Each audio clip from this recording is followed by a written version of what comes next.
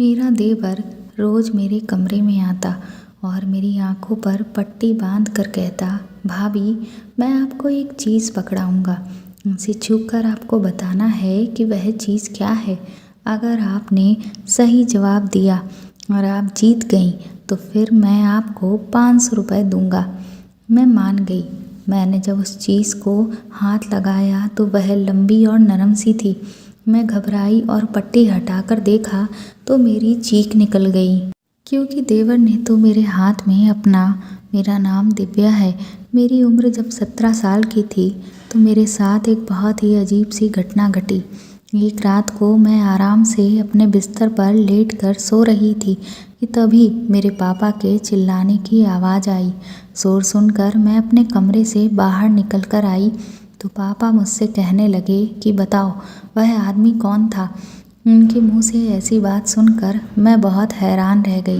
मुझे तो समझ ही नहीं आ रहा था कि पापा मुझसे क्या पूछ रहे हैं। वह कहने लगे कि अभी अभी मैंने तुम्हारे कमरे से एक आदमी को निकलते हुए देखा है।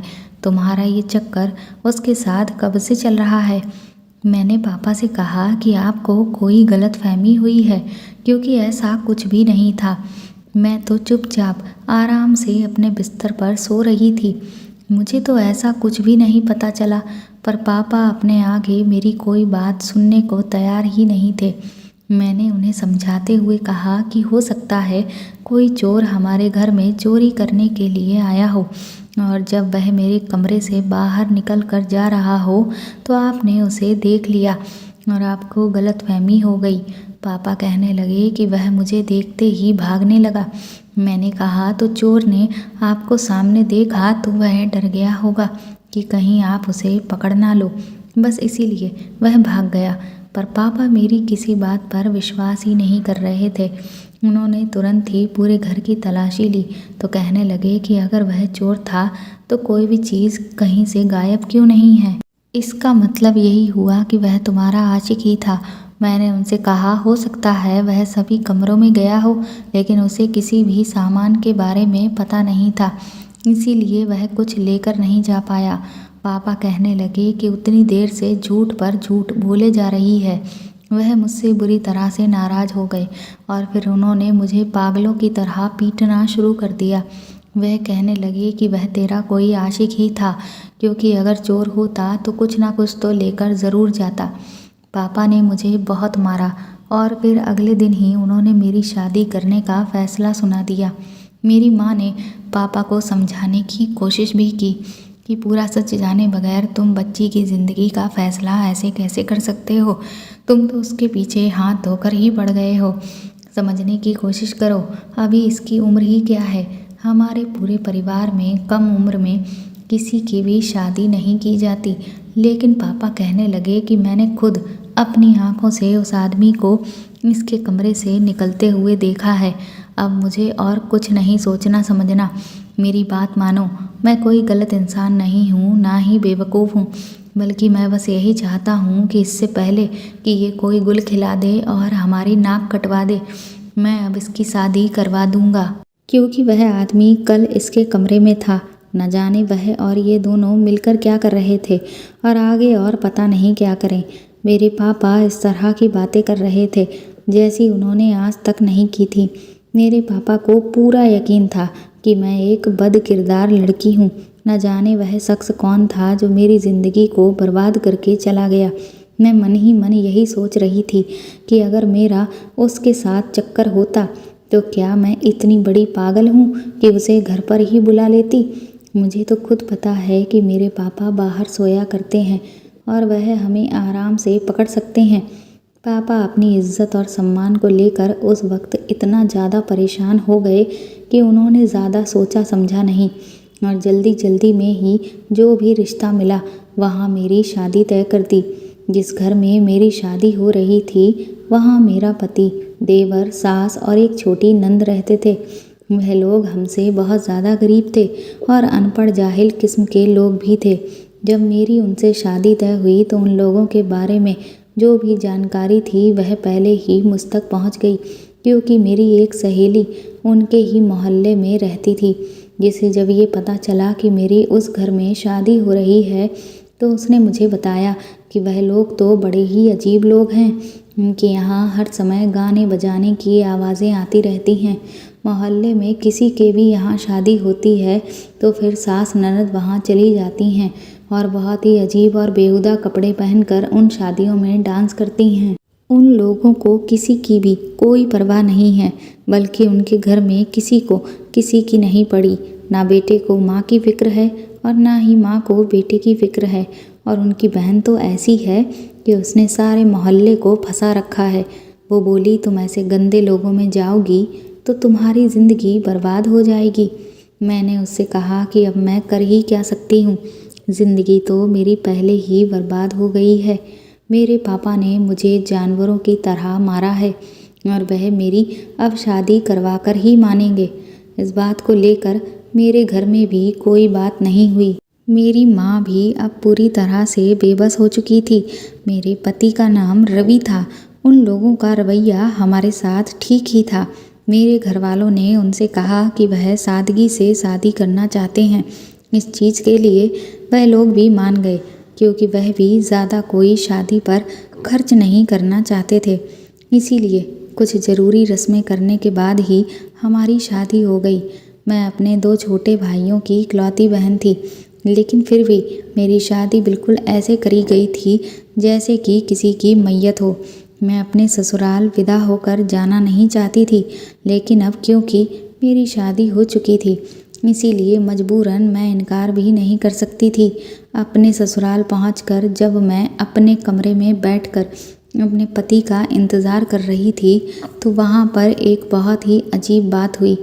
मेरे कमरे का दरवाज़ा खुला और मैंने घूंघट उठाकर देखा तो मेरे पति की जगह मेरा देवर कमरे में आ गया। उस रात उसे अपने कमरे में देखकर मैं बुरी तरह से चौंकी और मैंने उससे कहा कि तुम यहाँ पर क्या कर रहे हो? तो वह मुझसे कहने लगा, भाभी आप फिक्र ना करें, आपकी शादी मेरे भाई से हुई है, लेकिन मैं तो बस इस कमरे में सोने के लिए आया हूँ। उसके मुंह से ऐसी बात सुनकर मैं बहुत हैरान रह गई। मैं सोचने लगी कि आज यहाँ पर इसका क्या काम है और ये मेरे कमरे में सोने क्यों आया है। मैंने उससे कहा कि तुम कैसी बातें कर रहे हो? तो वह अचानक ही ज़ोर ज़ोर से हंसने लगा और कहने लगा, अरे मैं तो मजाक कर रहा हूँ, मैं भला यहाँ सोने के लिए क्यों आऊँगा? मुझे इस तरह की कोई भी चीज़ देखने का कोई शौक़ नहीं है। उसके मुंह से ऐसी बातें सुनकर मैं बड़ी हैरान थी कि ये लड़का किस तरह की फिजूल बातें मुझसे कर रहा है। फिर वह मुझसे कहने लगा कि मैं आपको ये बताना चाहता था कि भैया अपने दोस्त के साथ बैठे हुए हैं, तो आप चाहें तो सो जाएं, और अगर आप नहीं सोना चाहती हैं तो मैं 2-3 घंटे तक आपके साथ बैठकर हंसी मजाक कर सकता हूँ। मैंने उससे कहा कि नहीं, इसकी कोई ज़रूरत नहीं है, मुझे बहुत तेज़ नींद आ रही है, जबकि मुझे उस वक्त बिल्कुल भी नींद नहीं आ रही थी। मैंने उससे उस वक्त झूठ बोल दिया, क्योंकि मैं नहीं चाहती थी कि वह मेरे साथ इस कमरे में 2-3 घंटे तक बैठे, क्योंकि उसका मेरे पास आखिर काम ही क्या था। फिर वह अचानक ही मुझसे कहने लगा कि अरे आप 2 घंटे बाद सो लेना, अभी मुझे आपसे बहुत सारी बातें करनी हैं। वह बोला कि भाभी और देवर का रिश्ता तो बहुत ही अच्छा होता है। मैं मन ही मन सोचने लगी कि भाभी और देवर का रिश्ता आग और पानी का रिश्ता होता है, लेकिन इस बेवकूफ़ को अब मैं क्या समझाऊं। मैंने उससे एक बार फिर कहा कि नहीं, मुझे नींद आ रही है, और मैं उसके सामने लेटकर चुपचाप सोने की एक्टिंग करने लगी। थोड़ी देर वह मुझे खड़े होकर टुकुर टुकुर देखता रहा और फिर वहाँ से चला गया। उसके जाने के बाद मैंने चैन की सांस ली। मुझे अपनी सहेली की वह बात याद आई जो मुझसे कह रही थी कि उन लोगों को किसी बात का लिहाज नहीं। मैं सोचने लगी, ये बात बताने के लिए मेरी ननद भी तो आ सकती थी। मुझे नींद तो नहीं आ रही थी, इसलिए मैं चुपचाप लेटी रही। 2 घंटे के बाद मेरा पति कमरे में आया। तब मैंने उसे शादी के बाद पहली बार देखा। उसे देखकर मैंने यही सोचा कि शुक्र है, कम से कम ये दिखने में ठीक ठाक तो लगता है, मतलब वो वैसे ही थे जैसा एक नॉर्मल लड़का होता है। कमरे में आने के बाद मेरे पति ने मुझसे कोई ख़ास बातचीत नहीं की। मैंने भी सोचा कि कौन सा ये हमारी शादी मोहब्बत की शादी है, शायद इसी हवाले से वह मेरा उतना लिहाज भी नहीं कर रहा है और मेरी ज़िंदगी की शुरुआत बिल्कुल वैसी ही हुई जैसे कि ज़्यादातर लड़कियों की ज़िंदगी की शुरुआत होती है। मैंने अपनी ननद को देखा तो वह वाकई में बड़ी बेशर्म सी थी। कोई पढ़ाई लिखाई से मतलब नहीं, कपड़े भी बहुत अजीब तरीके से पहनकर सुबह सुबह मोहल्ले में निकल जाया करती थी और कहती कि मैं अपनी सहेली के घर जा रही हूँ। उन लोगों ने मेरे सर पर ही सारे घर का काम डाल दिया था। मेरी सास तो पूरे दिन बैठकर अजीब तरह के ड्रामा टीवी पर देखती रहती या फिर अपने कमरे में बैठकर किताब पढ़ती, पर वह किताबें भी बड़ी अजीबोगरीब पढ़ा करती थी। मैंने सोचा उनकी उम्र तो कुछ धार्मिक किताबें पढ़ने की हैं, पूजा पाठ की है, लेकिन इस सब से तो उन्हें कोई मतलब ही नहीं था। उस घर में हर कोई बहुत अजीब था। टीवी लगा हुआ था तो उसे इतनी तेज़ तेज़ चलाते कि पूरे घर में शोर होता रहता, चाहे कोई सो ही क्यों ना रहा हो, लेकिन कोई भी टीवी की आवाज़ धीमी नहीं करता।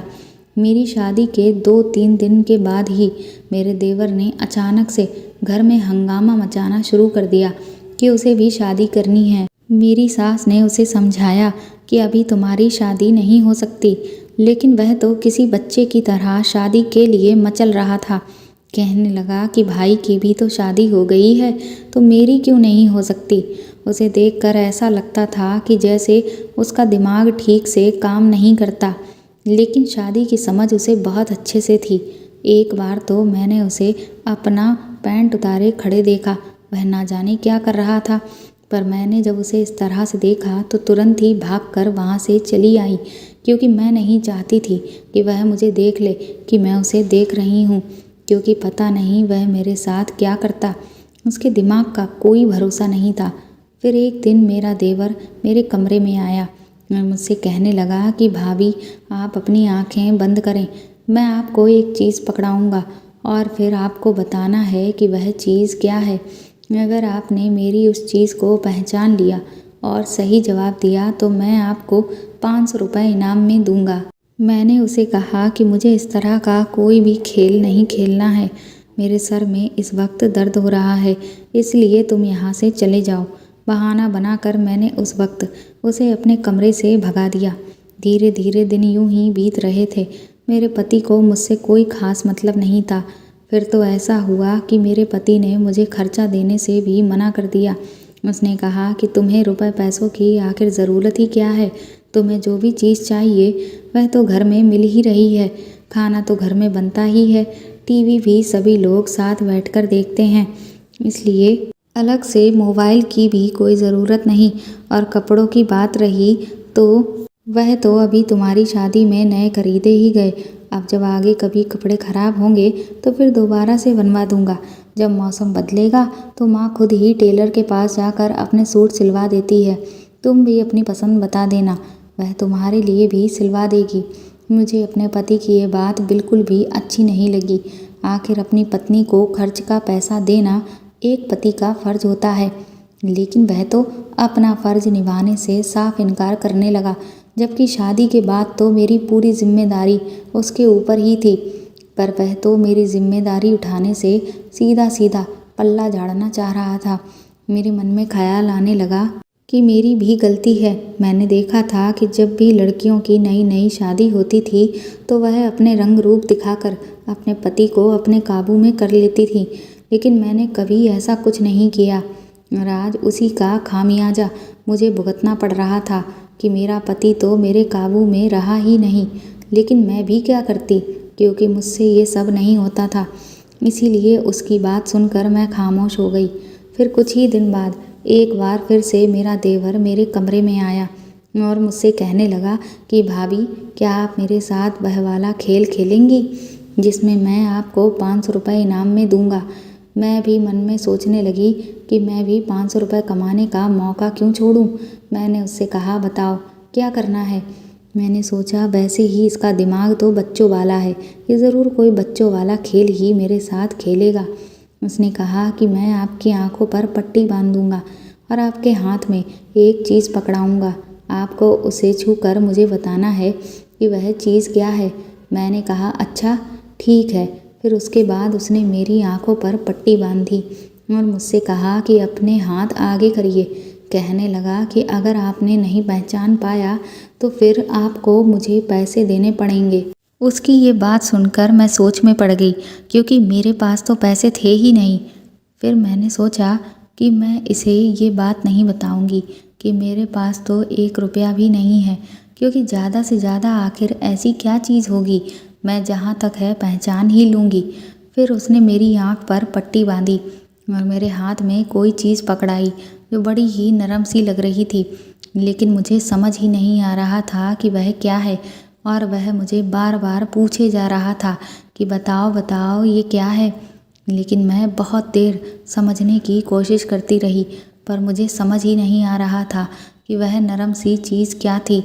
इसलिए उसने मेरी आँखों की पट्टी खोल दी। मैंने उसे कहा कि वह क्या था, तो कहने लगा कि ये मैं आपको नहीं बता सकता, लेकिन अब आप हार गई हैं, इसीलिए अब आपको मुझे 500 रुपये देने ही होंगे। मैंने उससे कहा कि मेरे पास इस वक्त पैसे नहीं हैं। उसने कहा कि चलिए कोई बात नहीं, जब आपके पास पैसे हों तो आप मुझे दे दीजिएगा। मैंने कहा ठीक है। मुझे बहुत अफसोस हुआ कि मैं समझ ही नहीं पाई कि वह क्या चीज़ थी। अच्छा खासा 500 रुपये कमाने का मौका मेरे हाथ से निकल गया था। अभी 2-3 दिन ही बीते थे कि एक बार फिर से मेरा देवर मेरे पास आया और कहने लगा कि अगर आज आप जीत गई तो मैं आपको 1000 रुपये दूंगा, लेकिन अगर आप हार गई तो फिर आप मुझे 1000 रुपये देना। मैंने उससे कहा ठीक है, लेकिन खेल क्या है? तो कहने लगा कि मैं आपको 5 चीज़ें खाने के लिए दूंगा, फिर आपको बताना होगा कि वह क्या है। जब आप 5 चीज़ों के सही नाम बता देंगी तब मैं आपको 1000 रुपये दे दूंगा, और अगर किसी एक का भी नाम नहीं बता पाई तो आप हार जाएंगी। मैंने कहा ठीक है। उसके बाद एक एक करके वह मेरे मुंह में कोई ना कोई चीज़ खिलाता रहा और मैं उसके नाम बताती गई, लेकिन आखिरी चीज़ जो उसने मेरे मुंह में डाली उसका मुझे कोई ख़ास स्वाद ही नहीं लगा। वह थोड़ी नरम सी थी और लंबी सी थी। जब मैं उसका नाम नहीं बता पा रही थी तो वह बड़ा ही खुश होता और बार बार कहता कि एक बार और आपके मुंह में डालूं, फिर आप बताइएगा कि वह क्या है। पर मुझे समझ ही नहीं आ रहा था कि वह ऐसी कौन सी खाने वाली चीज़ है जिसका कोई ख़ास स्वाद ही नहीं आ रहा और इतनी नरम सी है। इतनी कोशिश करने के बाद भी मैं उस दिन भी हार गई। वह मुझसे फिर से पैसे मांगने लगा। मैंने कहा कि मैं तुम्हें पैसे बाद में दे दूँगी, अभी मेरे पास पैसे हैं नहीं। वह मुझसे बोला क्यों भैया आपको पैसे नहीं देते? मैंने उसकी बात का कोई जवाब नहीं दिया। फिर वह कहने लगा चलिए कोई बात नहीं, अब आपके पास मेरे 1000 रुपये हो गए। इतना कहकर वह वहाँ से चला गया। मैंने भी सोच लिया था कि अब मैं उसके साथ कोई खेल नहीं खेलूँगी। अगर कभी मेरे पास पैसे हुए तो उसे दे दूँगी, मगर फ़िलहाल तो मेरे पास 1 रुपया भी नहीं था। लेकिन मुझे खुद पर बहुत गुस्सा आ रहा था कि मैंने 2 दफ़ा कोशिश की, लेकिन इसके बावजूद भी मैं उससे एक बार भी नहीं जीत सकी। अगर जीत जाती तो आज मेरे पास 1000 रुपये होते, उससे मैं अपने लिए कोई भी चीज़ ले सकती थी। अगर मैं अपने घर जाती तो हमेशा की तरह मुझे खाली हाथ ना जाना पड़ता, क्योंकि मैं जब भी अपने घर जाती तो मुझे बहुत बुरा लगता था। मैं चाहती थी कि मैं अपने घर जाऊं तो कोई चीज़ खरीद कर लेकर जाऊं, क्योंकि मेरे दोनों भाई अभी काफ़ी छोटे थे और वह स्कूल में पढ़ते थे। वह जब भी देखते होंगे कि उनकी दीदी घर आई है तो मन में सोचते तो होंगे ही कि शायद मेरी दीदी मेरे लिए कोई चीज़ लाई होगी, लेकिन मेरे पास तो पैसे ही नहीं होते थे जो मैं अपने भाइयों के लिए कुछ लेकर जाती। पापा तो मेरी तरफ देखते भी नहीं थे। मेरी उदासी देखकर माँ मुझसे कहती कि मुझे तुझ पर पूरा भरोसा है, लेकिन ये आदमी ऐसे ही होते हैं, इसलिए तुम भी कभी किसी आदमी का भरोसा ना करना, क्योंकि ये आदमी हम औरतों का भी भरोसा नहीं करते। मैंने कहा कि क्या अपने पति पर भी नहीं? तो माँ कहने लगी हाँ, पति पर भी नहीं, क्योंकि वह भी तो एक आदमी ही है। औरत अगर आदमी की मोहब्बत पर भरोसा करती है तो वह पागल होती है, और अगर वह उसकी मोहब्बत पर इतराती है तो बहुत बड़ी बेवकूफ़ और गुरूर करती है तो वह बर्बादी की तरफ जा रही होती है। मैं जब अपने मायके से लौट कर आई तो मैंने देखा कि मेरी ननद कुछ अजीब सा खाने के लिए पका रही थी। मैं सोचने लगी कि इसे तो खाना पकाने की आदत नहीं है, ये तो अक्सर बाज़ार से ही खाना मंगवाया करती थी। खुद तो पकाकर ये कभी नहीं खाती, फिर आज ये खुद से खाना कैसे बना रही है। दाल रोटी तो इसको पसंद ही नहीं थी। कभी कभी तो मैंने देखा था कि घर के बाहर कोई ढेर सारा खाना रख कर चला जाता था और मेरी ननद चुपचाप जाकर वहाँ से उठा लेती थी। मैं अच्छी तरह से समझ चुकी थी कि वह खाना होटल का होता था। इतनी तो बेवकूफ़ मैं नहीं थी। मैं समझ चुकी थी कि मेरी ननद ने कुछ ऐसे लोगों से दोस्ती कर रखी है जिनसे वह खाने पीने की चीज़ें मंगवाती है। अभी मैं खड़े होकर यही सब सोच रही थी कि तभी मेरा देवर वहाँ आ गया।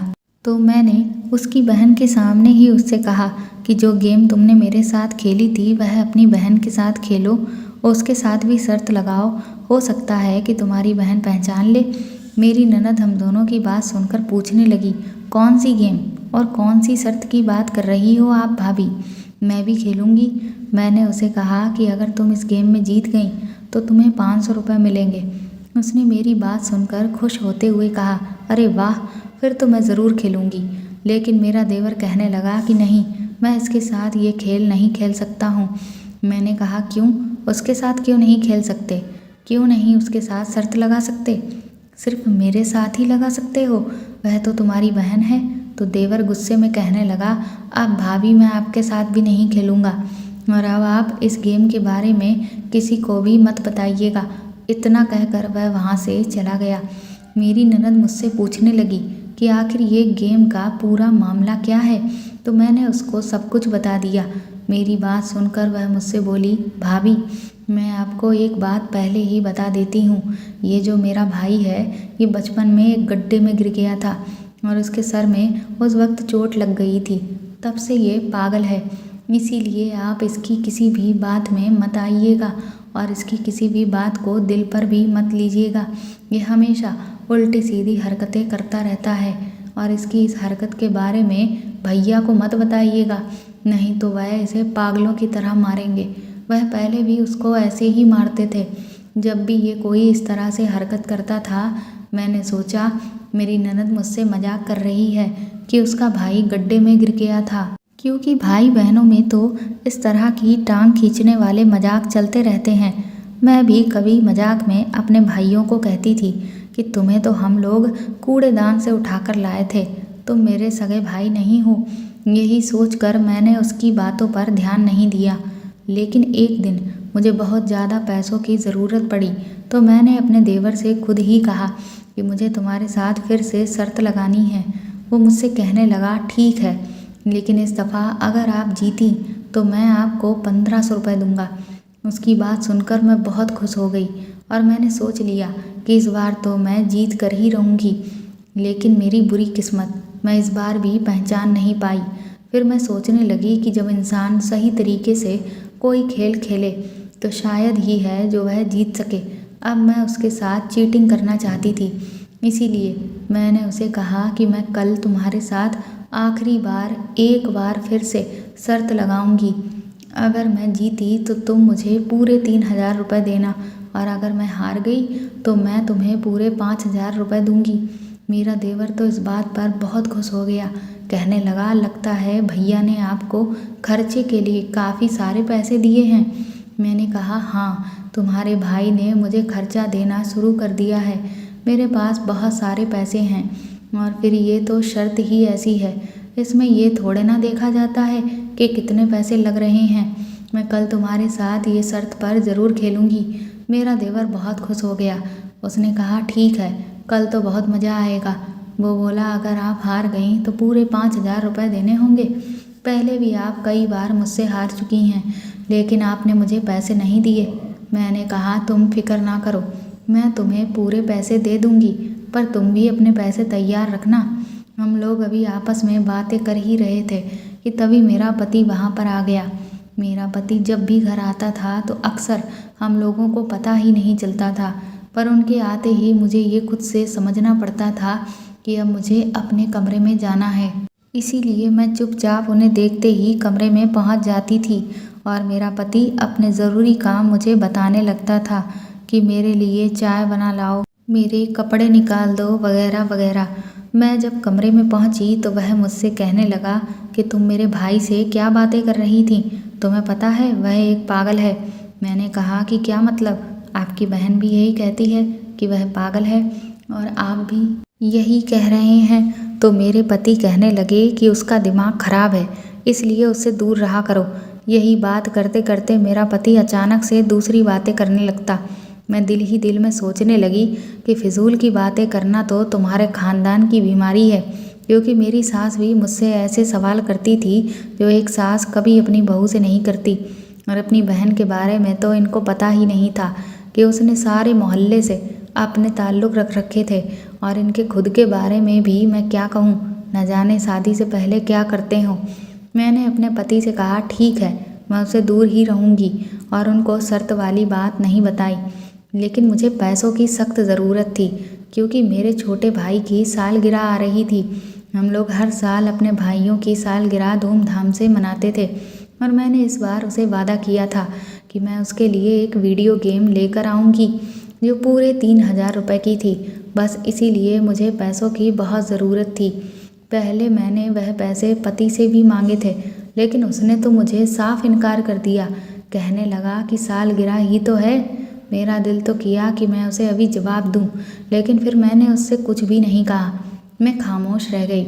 मैंने उस चीज़ को आज तक कभी नहीं देखा था जो मेरा देवर मुझे पकड़ाता था, लेकिन मुझे उस चीज़ को महसूस करके उसके एहसास के बारे में मैं सोच रही थी कि वह बहुत नरम सी थी और उसके ऊपर बाल भी थे। लेकिन ऐसी क्या चीज़ हो सकती थी? एक तो जब मैं आंखें खोलती तो वह अपनी उस चीज़ को गायब कर देता था। इसीलिए इस बार मैंने एक ट्रिक अपनाई। इस दफ़ा मैं अपना कपड़ा ले गई। इसीलिए जब मेरे देवर ने कहा कि आपको पट्टी बांधनी है, तो मैंने कहा कि दुपट्टे से मेरे आँख पर पट्टी बांध दो। मेरी बात वह मान गया। उसने मेरी आँखों पर वह दुपट्टा बांध दिया। वो बहुत ज़्यादा बारीक कपड़े का था, जिससे मुझे सब कुछ साफ साफ नज़र आ रहा था। फिर उसने मुझे वह चीज़ पकड़ा दी और जैसे ही मैंने वह चीज़ पकड़ी, मैं बुरी तरह से चिल्लाई और मैंने फ़ौरन ही अपना हाथ पीछे कर लिया। मैंने अपनी आँखों से पट्टी हटाई और कहा कि तुम्हें शर्म नहीं आती मेरे साथ ऐसा करते हुए? वह मुझसे कहने लगा कि मैं इसे पकड़ कर लाया था, ये मेरा दोस्त है, मैंने इसका नाम भी रखा है। मैं हैरान रह गई। मैं सोचने लगी ये तो सच में पागल है। मेरी चीख सुनकर मेरे पति भी वहाँ पर आ गए। मेरी सास और मेरी ननद ने भी ये मंजर अपनी आंखों से देख लिया। मेरी सास ने देवर को थप्पड़ मारा और कहा कि जाओ, इस पिल्ले को जहाँ से उठाकर लाए हो वहीं पर छोड़ कर आओ। ये तुम्हें कहीं काट ना ले। अगर उसने काट लिया तो तुम मर जाओगे। इसे यहाँ से बाहर फेंको। उसके बाद मैंने उन लोगों को सारी बात बताई तो वह मुझसे कहने लगे कि हम तो तुम्हें पहले ही कह रहे थे कि ये पागल है। तुम्हें क्या लगा कि हम क्या कोई मजाक कर रहे हैं? मैंने कहा हाँ, ये तो सच में पागल है। मैं तो हैरान रह गई कि इस तरह की हरकत कोई पागल ही कर सकता था। फिर मुझे मेरे पति ने पूरी बात बताई। उसने कहा कि एक बार इसको बहुत बुरी तरह से बुखार आया था जो इसके दिमाग पर असर कर गया। उसके बाद से ये इस तरह की अजीबोगरीब हरकतें करने लगा। कभी कभी ये बहुत ही गंदी बातें करने लग जाता है, इसीलिए हम लोग भी इससे ज़्यादा बातें नहीं करते। हमने उसे उसके हाल पर ही छोड़ दिया है। वह ना तो पढ़ाई लिखाई करता है और ना ही कोई काम। उसका व्यवहार भी अचानक से बदल जाता है। ये जानवरों के साथ तो कुछ ज़्यादा ही प्यार से रहता है, इसीलिए कभी भी कोई भी जानवर उठा कर ले आता है। कभी किसी जानवर का बच्चा ले आता है तो कभी कुत्ते के बच्चे को उठा कर ले आता है। मैंने अपना सर पकड़ लिया। अब मैं सोचने लगी कि ना जाने उसने उस दिन मेरे मुंह में क्या डाला होगा। जब मैं कमरे में आई तो मैंने अपने पति को बताया कि दरअसल मुझे पैसों की सख्त ज़रूरत थी। तो वह मुझसे कहने लगे कि तुम्हें क्या मैंने खर्चा देने से मना किया था? मैंने ये तो नहीं कहा था कि अगर तुम्हें इतनी ज़्यादा ज़रूरत होगी तो तुम मुझसे कहोगी ही नहीं। तुम मेरी बीवी हो। अगर तुम मुझसे पैसे नहीं मांगोगी तो फिर किससे मांगोगी? मैंने अपने पति से माफ़ी मांगी और फिर मैंने उसे अपनी सख्त ज़रूरत के बारे में बताया। तो फिर उसने मुझे अपने भाई के लिए वह वीडियो गेम खरीदने के पैसे दे दिए। उस दिन के बाद से मैं अपने देवर से दूर रहने लगी थी, पर अब मुझे धीरे धीरे ये समझ आने लगा था कि मेरे ससुराल वाले इतने भी बुरे नहीं हैं जितना कि मैंने आज तक उन्हें समझा था। दरअसल अगर किसी को लेकर कोई आपसे पहले ही कुछ कह देता है तो हमारी विचारधारा सामने वाले को लेकर वैसी ही बन जाती है। मेरे साथ भी ठीक वैसा ही हुआ था। मेरी सहेली ने मुझसे जो भी कहा उसका मेरे दिमाग पर असर था और इसीलिए मैं अपनी सास और ननद और पति को लेकर भी उसी तरह का नज़रिया रख रही थी। मैंने अपने पति से अब बात करना शुरू कर दिया था। मैंने उनसे कहा कि सब लोग घर में अव्यवस्थित तरीके से क्यों रहते हैं, तो वह कहने लगे कि दरअसल हम लोग शुरुआत से ही हमेशा गरीब रहे हैं, जिस वजह से कोई खास पढ़ लिख नहीं पाए जो हम तौर तरीके सीखते। मैंने उनसे कहा कि अगर आप मेरा साथ दें तो हम अपने घर की स्थिति बदल सकते हैं। अब मेरा पति मेरा हर काम में साथ देने लगा था। उनसे पैसे लेकर मैं बाज़ार से कुछ सामान लेकर आई और फिर मैंने अपनी सास और नंद से कहा कि हम तीनों लोग मिलकर घर से अचार और पापड़ का बिजनेस शुरू करते हैं। मेरी इस बात से वह दोनों भी राज़ी हो गईं और कुछ ही महीनों में हमारा अचार और पापड़ का बिजनेस बहुत अच्छे से चल पड़ा। हम तीनों घर में अचार पापड़ बनाकर तैयार करते और मेरा पति बाज़ार जाकर उन्हें बेच आता, जिससे हमें बहुत अच्छी कमाई होने लगी थी। मैंने अपने ससुराल के घर के हालात बदलने शुरू कर दिए थे। हमने कई सारी नई नई चीज़ें खरीद ली थीं। धीरे धीरे हमारी इतनी कमाई होने लगी कि हमने बाज़ार में एक दुकान खरीद ली और फिर उसमें अपने हाथों से बनाया हुआ सामान रखकर बेचना शुरू कर दिया।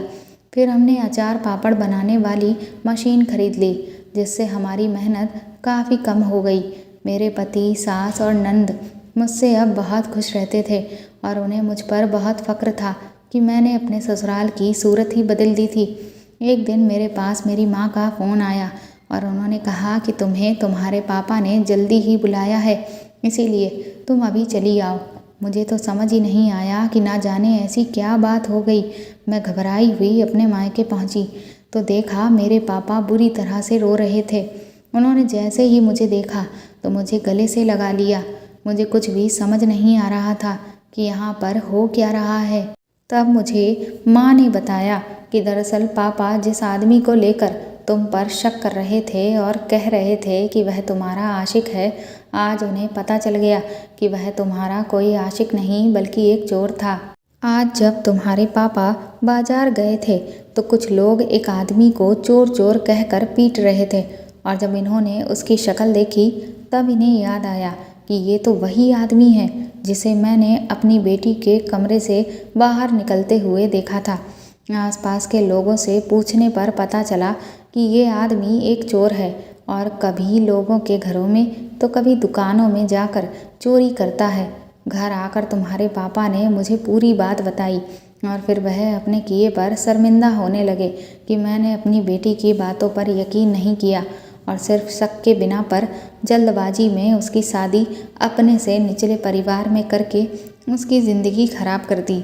मेरे पापा मुझसे हाथ जोड़कर माफ़ी मांगने लगे। मैंने भी उन्हें माफ़ कर दिया।